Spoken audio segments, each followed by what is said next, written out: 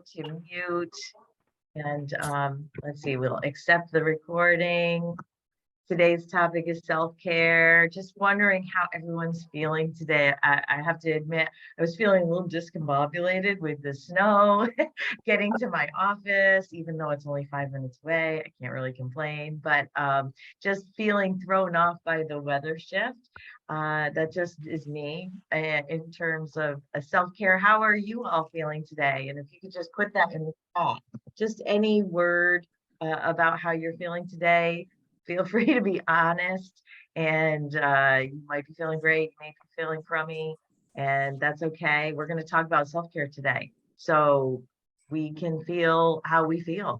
There's no pressure drain, cold and tired. Yes, I do too. I even look at Stephanie and I were talking, and I'm like, why do I look so gray today? I did choose to wear gray, but like I think the lighting doesn't feel right in my office, and nothing changed really, except wait, there was that sunshine that used to be coming in that window.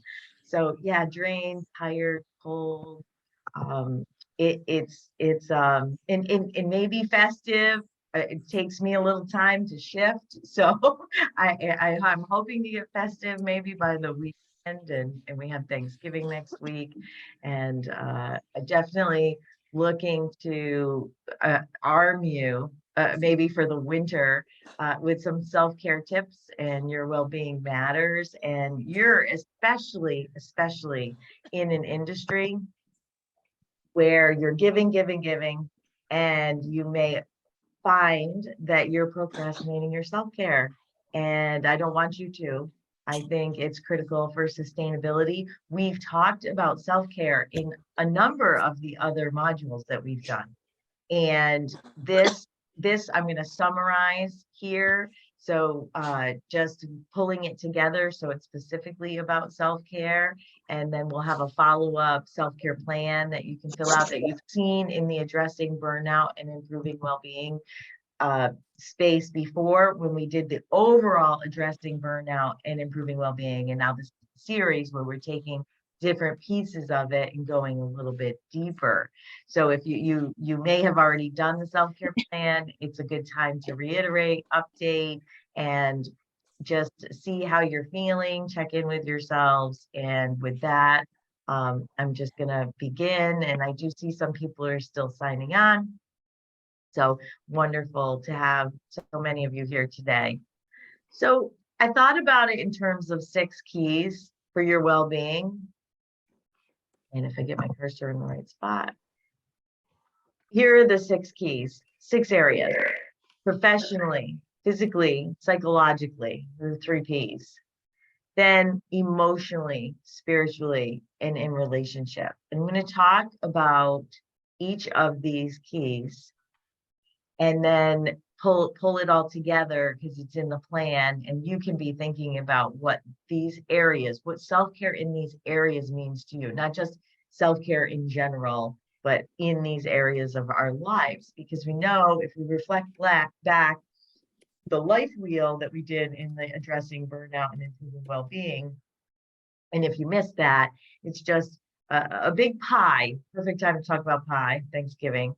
And the slices of the pie are often these slices. So now this is self-care specific, but basically, how do we feel in these slices of our life? What's going on? Do we feel fulfilled? Do we not feel fulfilled? Are we starving off a part of our life for maybe even legitimate reasons? When we have children and we're very busy with them, a lot of times hobbies go by the wayside, right? You've got work, you've got family. There's not a whole lot of extra time for hobbies for yourself. So sometimes we have a piece of the pie where hobbies might go into sort of that emotional or psychological well-being, you doing something you love and you enjoy. We might be starving that off, but for the reasons of time, for the reasons of life circumstance. It could be taking care of elderly family members as well in the other direction. So just recognizing it, because we may be feeling the effects and we just want to get kind of a reality check on where we're at. So another thought And if you're willing to kind of think about this too, you can pop in the chat or just think about it yourself. If on a scale of 1 to 10, 1 being I don't take care of myself in terms of I put myself last, and 10 being I pretty much know what self-care is for me, and I take care of that. I try and find a way to do that.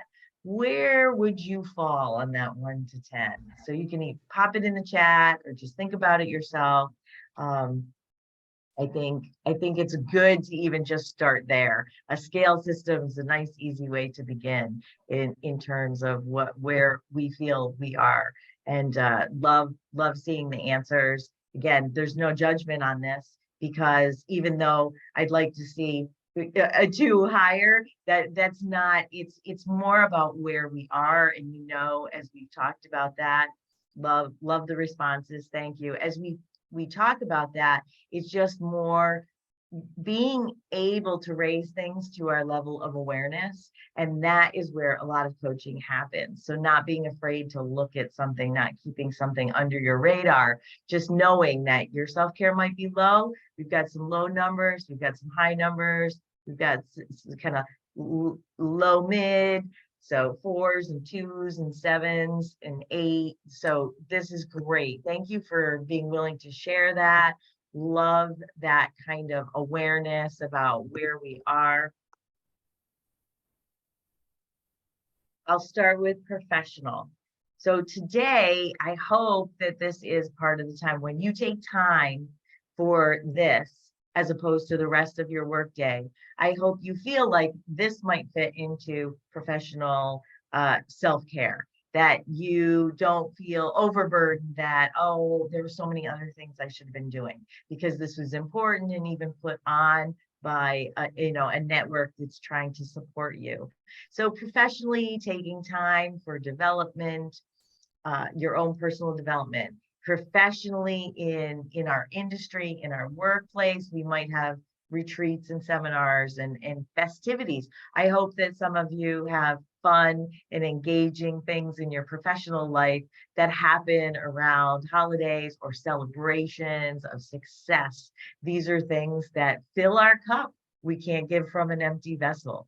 We can't just keep giving and not recharging. And I know that many of you have heard me say before, we would never think that our phone was going to work if we didn't charge it, but we do that to ourselves all the time. Enjoyable relationships in the workplace and in your industry, that is another way that we fill ourselves. Connections are so important to our human beingness. And also, one of the things I put there too is fit. One thing that can make us feel very, very bad is if we're kind of in a job misfit. And some of you might be able to relate to this. Some of you may have experienced this at some point, hopefully not right now, but that might be possible, where you're kind of struggling. It doesn't feel like is much of a fit for you, fit for your life or your intention or your time, maybe circumstances in your life. Sometimes people will downshift when they have to do more with family or grow, take that next step to be a manager or that next step in their professional career. So how does that fit with you and where you want to be and your intention? And in a misfit can just take you down. Like it's like to just totally knock you off kilter. And in life, some of those things that aren't working can really throw us into where we were. If you imagine you're just walking along stride, they're like those stumbling, you trip, you fall, you hurt your knee, it's hard to get back up, it's hard to recover. So so if anyone's feeling that, like that negative side, maybe feeling exhausted, depleted, burnt out, I do want you to know it's human.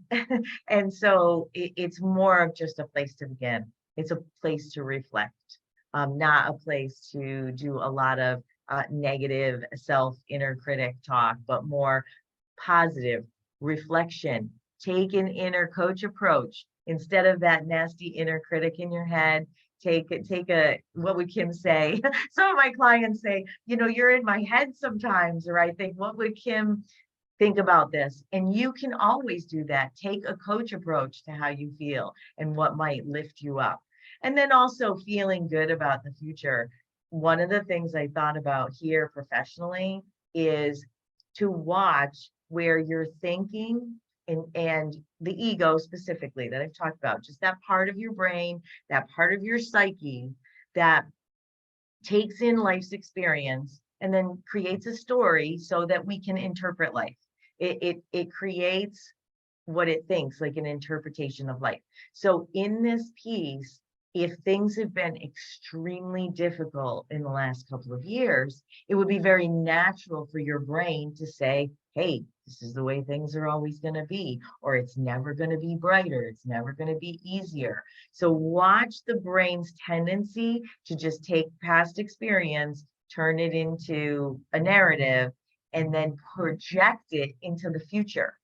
One of the things we can do when we take a coach approach is say that's negative and it feels bad. Do let your being answer your ego and say, just know that that's why the ego has that perspective. That's why your thinking would have that perspective. Totally natural, but feel free to create a different version because the future is fiction until it gets here. The future is fiction. So if we are anticipating, we might as well use our imagination to think about the future for our good, not our detriment, because then that makes us feel bad. And we hold stress in our body. Yesterday, I was at the American Heart Association. They had that Go Red for Women lunch, and it was so great. And I had the honor of being a speaker there. And just, it was a whole day filled with thoughts about how that we need to make sure that we're taking care of ourselves. And one of the ways we can do that is to not imagine a darker future, because it isn't here yet.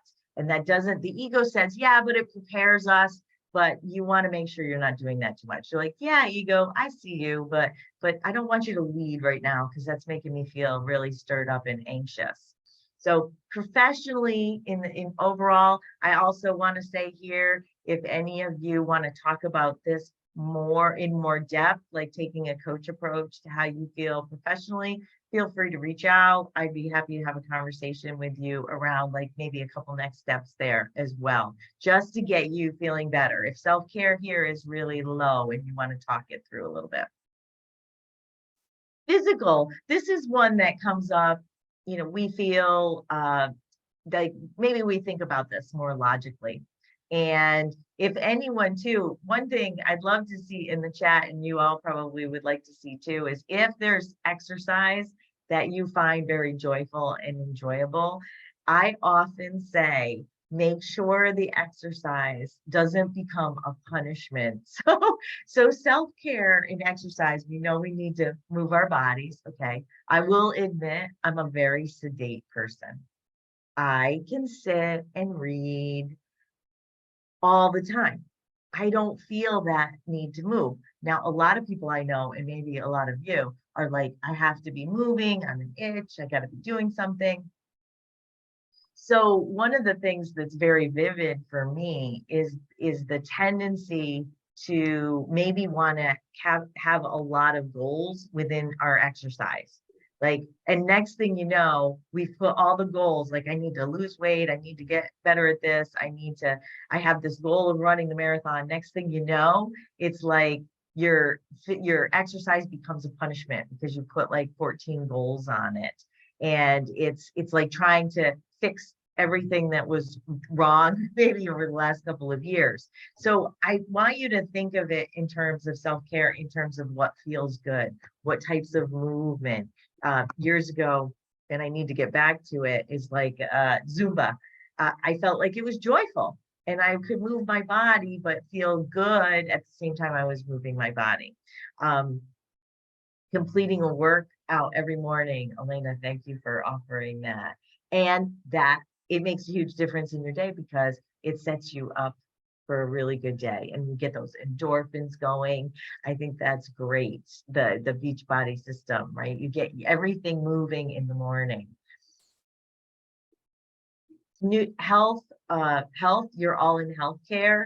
Obviously, that doesn't mean it doesn't necessarily mean that you always put your own healthcare first. You put everyone else in the world's healthcare ahead of yourself. But definitely your health is wealth. And that is the kind of thing that can be procrastinated. So I want you to think about self-care in this area. Are you putting off appointments for yourself? Are you putting off things that you should do for a later date? We can get in the trap of later, later, later. I'll get to that when I finish this, and this. And then that's the kind of thing where that which should be woven in is now procrastinated for years. So want to bring that up as a level to your attention today specifically. Nutrition, I definitely could use a nutritionist, and just eating like I love myself a little bit better. I have it, I eat like I love potato chips more than I eat like I love to fill my body with goodness. And so luckily I also like salads, so I get teased about that a lot. But nutrition, how are we fueling this body that works for us? And sleep, 7 to 10 hours a night is what studies show is very healthy. And so many of us get so much less than that. It's almost like it sounds crazy. It actually sounds crazy because we live in a culture that crams so much in and has a success accomplishment oriented culture that sleep feels complacent. Sleep feels lazy. We have some of these even subconscious connotations on it that are negative. So one way I just want you to add the sleep self-care is thinking about it differently. And you may be someone who enjoys sleep. You may be someone who gets that, right?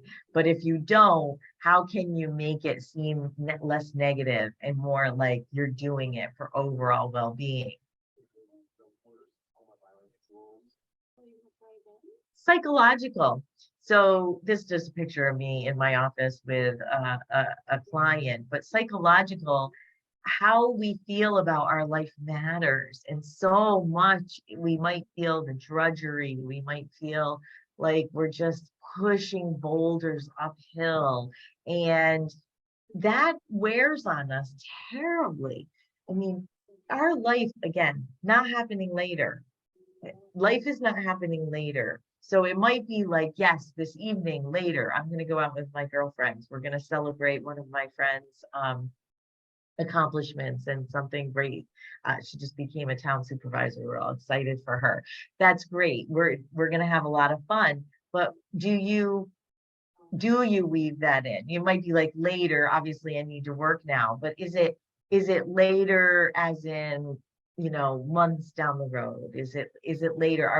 Are we too drained to set up those celebrations or accomplishments or fun, literally having fun? That is so good for our well-being and so good for your self-care. And that's what fuels us again and recharges us in our day. Our outlook too, I kind of referenced, what are we thinking about the future? Getting in tune about that. Our outlook on life is huge for our psychological self-care and well-being, because well, we could take a lot of the strife and the stress about what's going on in the world today, inflation, politics, everything that's going on, and without talking about any of it specifically based on policy feeling, but just think about for yourself personally, where do you fall on feeling that the world is good versus the world is not good? And this is kind of a big picture thing, because this matters to how we approach life, and it matters how we live each day. So I do want clients and groups that I talk to feel like we are more okay than not okay, that we might be dealing with things that require resilience, not the best situation. We could be frustrated, angry, and all of that. And it's okay to feel those feelings.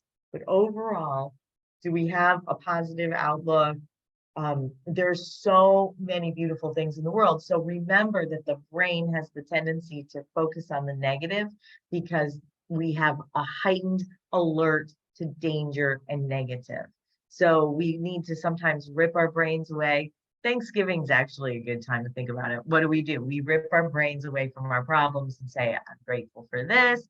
I'm thankful for my family. I'm thankful for certain things. So this is like the season of gratitude, and do feel like you can pull your brain away from some really challenging negative feelings about things going on to just what is a more empowering, the being answering the ego's outlook on where life's going. Mental stimulation, this is part of our psychological well-being. And sometimes we're overstimulated and we might be, it's way too much. Sometimes we're not getting enough mental stimulation. It can damage us psychologically. Just self-care is feeling like you are mentally stimulated and enjoying what you're doing. And then coaching too, always a good place that you can hopefully cultivate your inner life coach too, with participating in these sessions, to start feeling like not just what Kim would say, what have I learned in cultivating your inner life coach. And then sometimes obviously clients come to me and they can get very clear on a lot of these elements. And I do often find that people aren't taking care of themselves. We do a lot. We do a lot, and sometimes too much, put ourselves last. Emotionally, feeling your feelings. It takes only a few minutes sometimes to just recognize that we might be having a moment. We might be stirred up. We might be overstimulated, overwhelmed, overtired at work. We might feel angry, and there might be sadness and disappointment under that, really, if we took a moment to reflect on what's going on. I might get angry at a colleague, but then I might reflect for a second. Again, the ego is going to say, you don't have time to think about that, or push your feelings down. But you might say, oh, I'm really just angry at something else, or I'm really just frustrated or overtired. Your brain is going to tell you you don't have time to feel your feelings, or your ego is going to tell you that they have no place in your work life.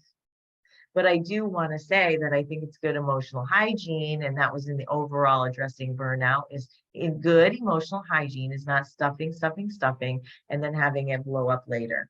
It's actually kind of feeling it along the way, getting in touch. This is emotional intelligence. So also we can feel those feelings, we might express ourselves. I highly suggest journaling, because we can put some frustrations on a page. I think sometimes what holds people back from journaling, which could be just so good, it's kind of a self-coaching tool to just reflect and see how you feel and what's going on in your life. But people hold themselves back. I think they're maybe afraid someone might read it and misinterpret it. So it's like, ooh, if I get it out of my head, it's somewhere someone else can find it. Or we criticize our writing, our grammar. It could be doodles. It could be bullet points. It could be just getting something on the page and out of your head can help you express yourself. But more often, people like to talk to friends, talk to colleagues, and that's okay as well. As we know, as human beings, that's helpful. Active versus negative coping. Just a quick thing on this. If you find that you're falling into feeling emotional distress, in order to discharge the pain, we often look for who to blame. And so it's normal. It's blaming is kind of a negative coping mechanism. It's natural though. It's natural, but it's negative because the ego is just trying to push the pain off of you. So one of the things that I would say too is that coaching tool for yourself is to just do reflect a little bit deeper on it. How you feel helps you not try and discharge that in looking for someone else to blame. The opposite side of that, personalization, is when we're blaming ourselves. So everything, all roads lead back to us. What did I do? Or that person looked angry this morning. I must have done something wrong. It must be me. And really, it could be their situation, their commute was stressful, something else is going on in their life. More active to think that way, more active coping to feel your feelings, express yourself, get clear on things. Look for some positive and maybe even calming yourself in the midst of a storm, as opposed to blaming or personalization, just to take that as two negative coping mechanisms. And self-kindness and compassion. We've talked about self-compassion. Just a quick note here, emotionally support yourself. I'm sure any feelings you're having, any emotions you're having are for very good reasons. And we're human beings, we have emotions for a reason. So when we look inward with kindness, to investigate with kindness, instead of what's wrong with me, a very natural place to go. What's wrong with me? And it's more about how am I feeling right now? That looking in with kindness, not with criticism, and not the inner critic, but the like loving grandmotherly or friend kind of approach to yourself. Spiritual. Now, this is anything.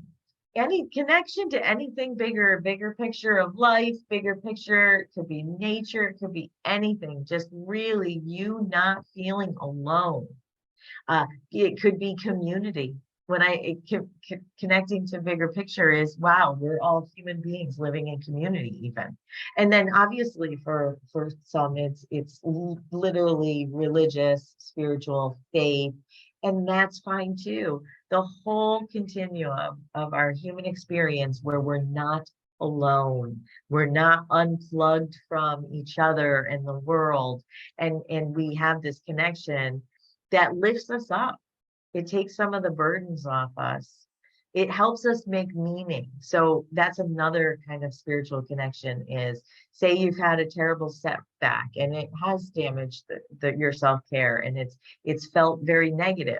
Well, when we make meaning of lessons, setbacks, hardships, and we can turn it into something that propels us into the future, or we can make meaning and say, I guess this is just my path, and it's my hardship. It's my way. I know that you've all heard me talk a bit about what led me to coaching. It over a 10-year span was losing my 9-year-old son 18 years ago, and then losing my sister to cancer at 34, 5 years later. So between the ages of 35 and 40, I was dealing with significant and untimely loss and trying to rebuild my life or make any sense of it. And I'm a coach today because of that experience, changed my career trajectory, my career interests, what I even thought were my skills. But it doesn't mean that if I could flip a switch and get Jack and Kristen back, I would. So it's not like, oh, it's so good, I'm a coach now and I do great things and it feels really good. It's just more of how I made meaning of my life's path, so that it made sense to me, and so that I can walk this path empowered and not disempowered. And that I do feel like Jack and Kristen are behind a lot of the work that I do. And I can at least appreciate that, the gifts of the suffering, and make some sense of meaning out of that. Trusting, again, similar to what I said about the future, is trusting in the future. It's trusting that there is a future, trusting that it is bright. That is very mindful. It's mindful to trust that life has this flow and it's flowing, and that things are happening and I'm navigating my path along it. And what am I meant to do along that path? Reflection, I talked about that. So I think that's also part of the spiritual category, is to reflect on life, whatever the bigger picture is, or even in day to day, how you're feeling. Mindfulness gives you moments to, just like that beautiful view on the left side of the page, gives you a moment to actually be in the moment and not all your thoughts and everything else that's going on in your life. And meditation too can be a time where you're just allowing your inner guidance, your inner voice. You take time to just, it's not an emptying your mind. You're going to have thoughts. You're going to keep going back and forth. Your mind's going to bop around everywhere. That's normal. But each time you bring it back to quiet it to an anchor that's neutral, like your breath or the feeling of your seat or your environment, your anchor, then you're trying to neutralize your mind so that you can hear your inner guidance, so that you can get clear and not be swept away with all the noise of the world. Relationships, we are wired for connection. In our work communities, in our neighborhood communities, in our families, with our partners, with all of it. So we know that this can also be very stressful, and also detract from our self-care. But knowing that we need connection, we suffered a great deal during the pandemic from not being able to connect with each other the ways that we were used to connecting with each other. And so hopefully you are feeling some freedom to be connecting so much more than you were a year and a half ago. But in this area, we also know relationships are very challenging and it can be difficult for our self-care. So all I really want you to reflect on here is thinking about the relationships you have, making time to show up for them, not putting that on the back burner too much for all the other busyness in life.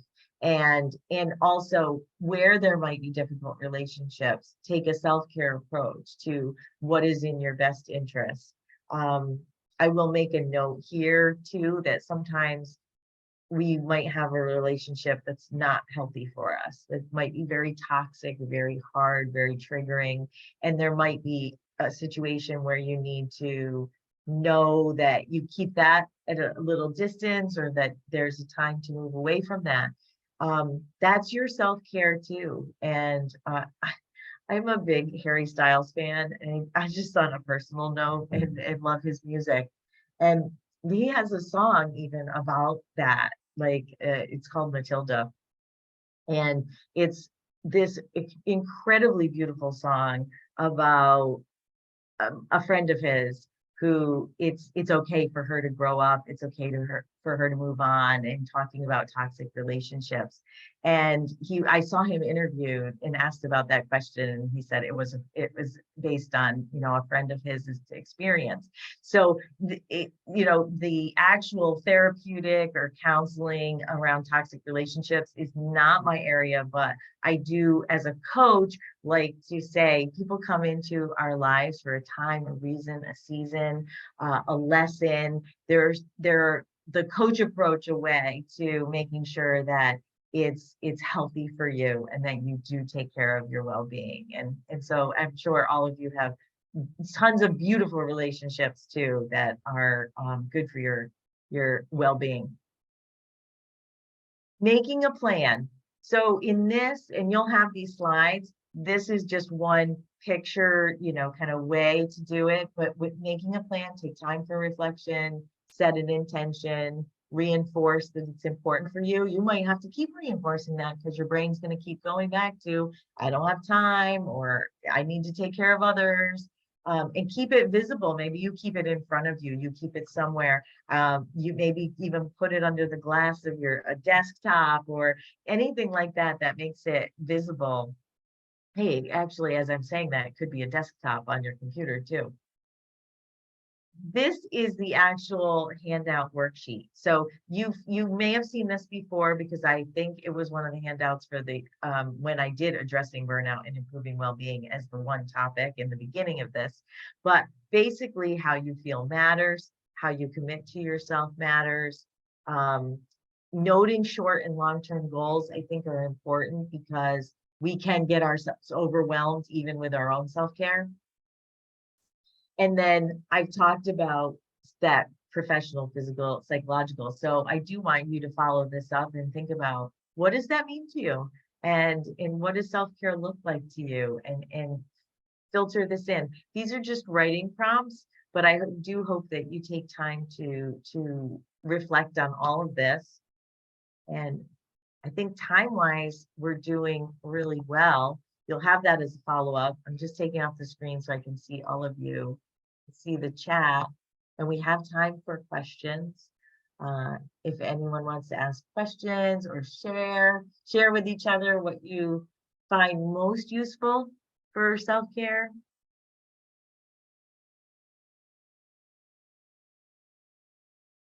Breathing's good too. Keeps us in our calm state of mind. We get very shallow breathing when we're stressed. Sometimes that's all we have time for. If you could just breathe well or catch yourself when you're holding your breath and you're stressed, noticing that and taking some rounds of deep breaths.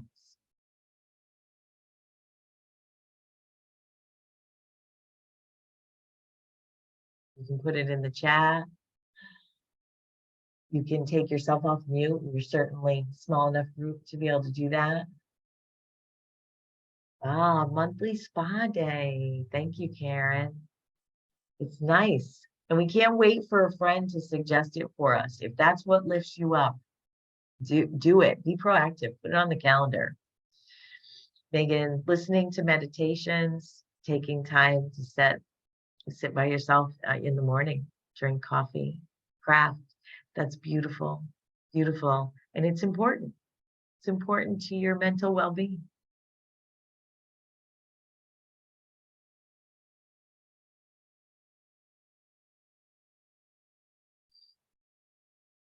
I know that if I get too stressed, I definitely need time to read, because it has this clearing effect and it gets me out of my own thoughts and into a story.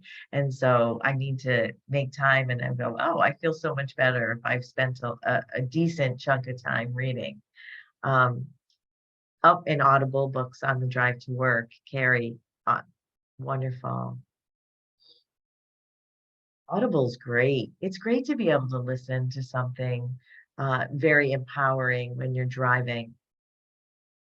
And then quiet moments, so important.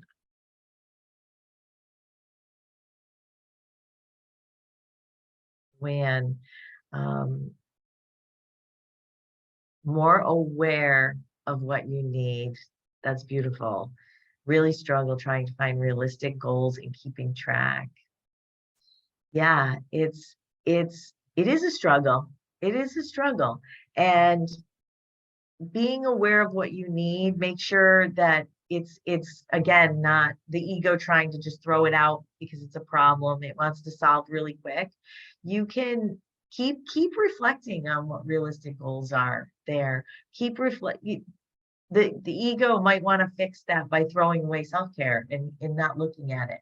And so that's kind of what the brain might consider a way to solve that problem. So your being is like, nope, I'm going to try and keep making realistic goals and keep yourself on track. And there's begin again. And there's sometimes reining ourselves in because we have unrealistic goals. So thank you, Joanne, for that. And Michaela, cuddling with pets. Yes. It is soothing.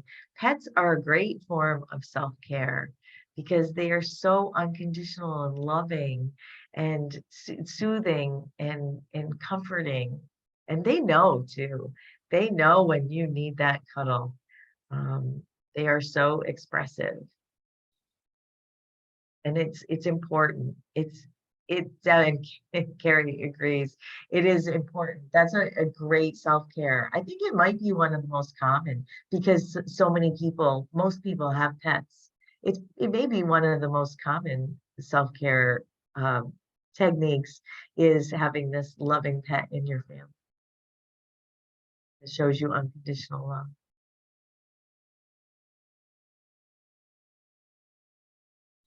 Anything else?